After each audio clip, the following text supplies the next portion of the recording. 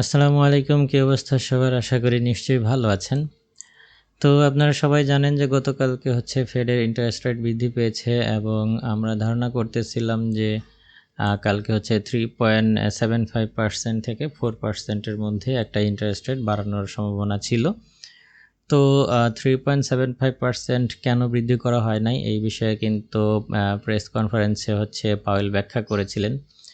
যারা সেটা দেখেছেন বা বুঝতে পেরেছেন তারা তো জানেন বিষয়টা। তো যাই হোক, এখন আমাদের হাতে যে ডেটা রয়েছে সেটা হচ্ছে যে 4% এবং 4% আসার পরেও আমরা হচ্ছে গিয়ে মার্কেটে ওই সময়টাতে বিশাল একটা ফেক পাম্প দেখেছিলাম। তো এখন এই ফেক পাম্প নিয়ে গতকালকে ওই সময় অনেকেই আমাকে টেলিগ্রামে মেসেজ করতেছিলেন যে ভাইয়া ইন্টারেস্ট রেট তো বাড়ানো হলো, ডলার তো পজিটিভ, তাহলে কেন এরকম ল হচ্ছে?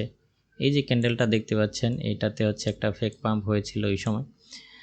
তো এত পরিমাণ মানে মেসেজ আসতেছিল যে আমার কাছে মনে হচ্ছিল যে মানে ফান্ডামেন্টাল অ্যানালাইসিস পাবলিশ করাটাই আমার জন্য বোকামি হয়েছে, ব্যাপারটা এরকম মনে হয়েছে। তো যাই হোক, আমি অবশ্য আপনাদের অস্থিরতার ব্যাপারটা অনুমান করতে পেরেছিলাম। তো আসলে বিষয়টা হচ্ছে যে ওই সময় তাৎক্ষণিক ওই সময়টাতে অনেককেই সাপোর্ট দিতে পারিনি, কারণ এইখানে অনেকগুলো ইস্যু জড়িত। যখন নিউজ টাইম চলতে থাকে ওই দিকটা অ্যানালাইসিস করতে হয়। এছাড়াও যারা আমাদের রেফারেল লিঙ্কে ট্রেড করে তাদেরকে স্পেশাল সাপোর্ট দিতে হয়।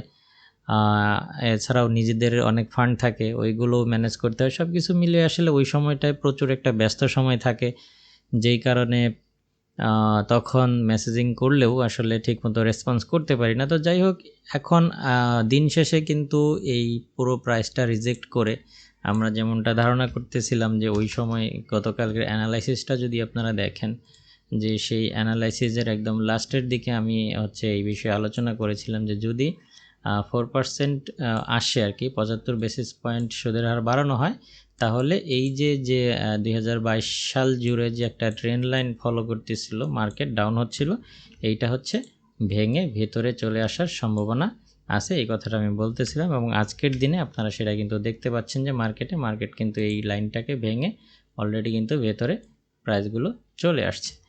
তো এখন যেহেতু আমাদের হাতে অনেক ডেটা রয়েছে, ফান্ডামেন্টাল টেকনিক্যাল সব মানে সব ধরনের ডেটাই হচ্ছে আমাদের হাতে আছে। এখন আমরা কি করব? এখন আমাদের ট্রেডিং প্ল্যানটা কেমন হওয়া উচিত? অলরেডি কিন্তু মার্কেট যথেষ্টই ডাউন হয়েছে।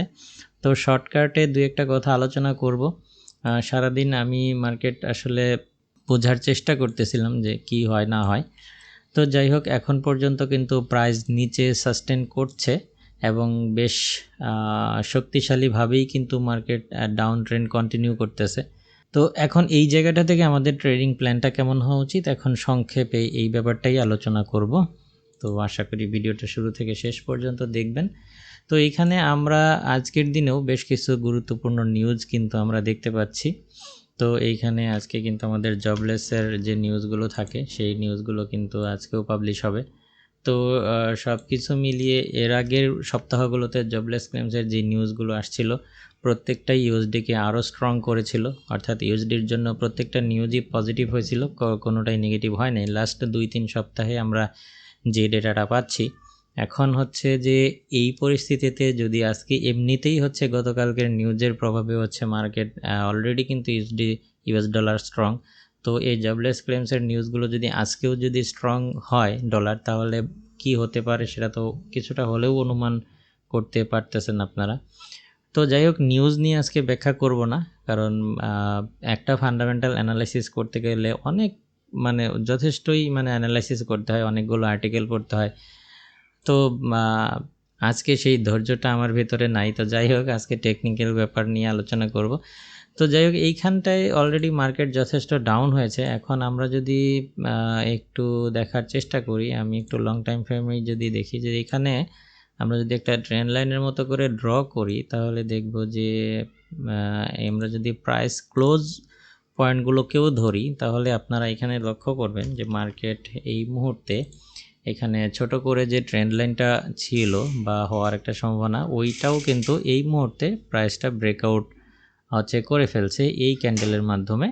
আর এর ফলে আমরা ধারণা করতেছি যে মার্কেট হয়তোবা আরও ডাউন হওয়ার সম্ভাবনা রয়েছে এবং একই সাথে আজকে যদি জবলেস ক্লেমসের নিউজগুলো যদি ইউএস ডলারকে আরও স্ট্রং করে তাহলে কিন্তু মার্কেট আরও ডাউন হওয়ার সম্ভাবনা দেখা যাচ্ছে। কিন্তু অলরেডি কিন্তু মার্কেট অনেকটাই ডাউন হয়েছে। যতই ট্রেন্ড লাইন ব্রেক করুক না কেন আমি আপনাদেরকে এইখান থেকে সেল করার পরামর্শ দিতে পারছি না, কারণ যে কোনো সময়ই যে কোনো মুহূর্তেই হচ্ছে একটা ফলস ব্রেকআউট দিয়ে মার্কেট প্রাইস কারেকশন করতে পারে, সেটা এদিকটাই হতে পারে, হ্যাঁ, অথবা এইখান থেকে এই ট্রেন্ড লাইনটাকেও আবার রিটেস্ট করতে পারে। তো যে কোনো সময় প্রাইস কারেকশন করতে পারে এবং সেই কারেকশনের মাঝখানে যদি আপনি পড়ে যান তখন কিন্তু আপনার বড় ধরনের একটা ঝুঁকি তৈরি হওয়ার সম্ভাবনা থাকতে পারে। তো এইখানে আমার পরামর্শ হচ্ছে যে এখন এই জায়গাটা থেকে আসলে আপনাদের সেল না করার সিদ্ধান্ত নেওয়াটাই ভালো হবে। আর যদি সেল একান্তই করতে যান তাহলে প্রাইসটাকে মানে একটু কারেকশন হতে দেন, মানে অর্থাৎ এই প্রাইসটা দু একটা ক্যান্ডেল হচ্ছে বুলিশ হোক, যদি দু একটা ক্যান্ডেল বুলিশ হয়ে যদি এই দিকটায় আসে কিংবা এই ট্রেন্ড লাইনের উপরে এসে আবারও যদি ফলস ব্রেকআউট দিয়ে নিচে নামে, সেই ক্ষেত্রে আমরা সেল করার সিদ্ধান্ত নিতে পারি। এখন এইখান থেকে আবার আমি বাই করার পরামর্শও দিচ্ছি না আপনাদেরকে, অর্থাৎ আমি যেটা বোঝাতে চাচ্ছি যে যারা সেল বাই একটাতে আছেন তারা তো আছেন, বাট এখনও যারা সেল অথবা বাই নেননি কিংবা সেল বাই করতে যাচ্ছেন, বাই সেল করতে যাচ্ছেন, তাদেরকে পরামর্শ দিব যে অপেক্ষা করুন। হ্যাঁ, তো অপেক্ষা করার জন্যই আমি পরামর্শ দিব, কারণ আপনি এখানে যেটা করতে পারেন সেটা হচ্ছে যে যদি এই ট্রেন্ড লাইনের ভেতরে প্রাইস গিয়ে ক্লোজ হয় এবং এখানে যদি আপনি রিজেকশন ক্যান্ডেল পান তাহলে একটা বাই নেবেন, টার্গেট হতে পারে এই পর্যন্ত। এটা কিন্তু H4 এর চার্ট, যথেষ্টই পিপস রয়েছে এখানে। আমি যদি এটাকে H1 করি তাহলে এখানে অনেক পিপসের হিসাব একটা। তো এইখানে আমি H1 করেই আপনাদেরকে বোঝানোর চেষ্টা করতেছি এবং একই সাথে এইখান থেকে প্রাইস কারেকশন হয়ে যদি এই দিকটাতেও এসে যদি এখান থেকে আবারও প্রাইস রিজেক্ট করতে থাকে তাহলে সেল ওপেন করবেন। এইটা হচ্ছে আপনাদের জন্য আমার সুপরামর্শ। আর যদি বাই করতে যান তাহলে এইখান থেকে বাই করার তো কোনো পরিবেশই এখন পর্যন্ত তৈরি হয় নাই। তো বাই করার জন্য ছোট একদমই ছোট, যেহেতু আজকের দিনে আরও নিউজ রয়েছে, তো নিউজের আগে কিংবা নিউজের পরে নিউজের ইম্প্যাক্ট দেখে যদি আপনারা ট্রেডিং করেন তাহলে যদি দেখেন যে এই এরিয়াটা আপনারা প্রাইস প্রয়োজনে নোট করতে পারেন, এই এরিয়াতে এসে যদি দেখেন যে প্রাইস রিজেক্ট করতেছে কিংবা রিজেকশন ক্যান্ডেল তৈরি করতেছে এবং প্রাইস এখানে এসে সাস্টেন করতেছে, বারবার এই লেভেলটাকে ভাঙতে পারতেছে না, সেই ক্ষেত্রে এই এরিয়া থেকে বাই করতে পারেন। এবং যদি এই এরিয়া থেকে আপনারা বাই করেন সেই ক্ষেত্রে বাইয়ের জন্য প্রফিট টার্গেটটা খুবই ছোট রাখবেন, যেহেতু বর্তমানে ইউএস ডলারের পক্ষে মার্কেট রয়েছে, সেই ক্ষেত্রে বায়ের টার্গেটগুলো খুবই ছোট রাখবেন। আর যথাসম্ভব চেষ্টা করবেন সেলের দিকে থাকার, এটা হচ্ছে প্রাইস কারেকশন হওয়ার পর। কিন্তু বর্তমানে যে অবস্থানটায় রয়েছে মার্কেট এই মুহূর্তে, এইটাকে আসলে আমরা নো ট্রেডিং জোন হিসাবে বলতে পারি। তো নো ট্রেডিং জোন হিসেবে কিভাবে মার্কেটকে আইডেন্টিফাই করতে হয় এই বিষয়ে কিন্তু আমার ভিডিও রয়েছে, চাইলে আপনারা সেই ভিডিওটা দেখতে পারেন। তো এবং এইখানে একটা হচ্ছে বাই পজিশন আপনারা পাবেন এবং একই সাথে এই লেভেলটাতেও আরেকটা বাই পজিশন হচ্ছে আপনারা পেয়ে যেতে পারেন।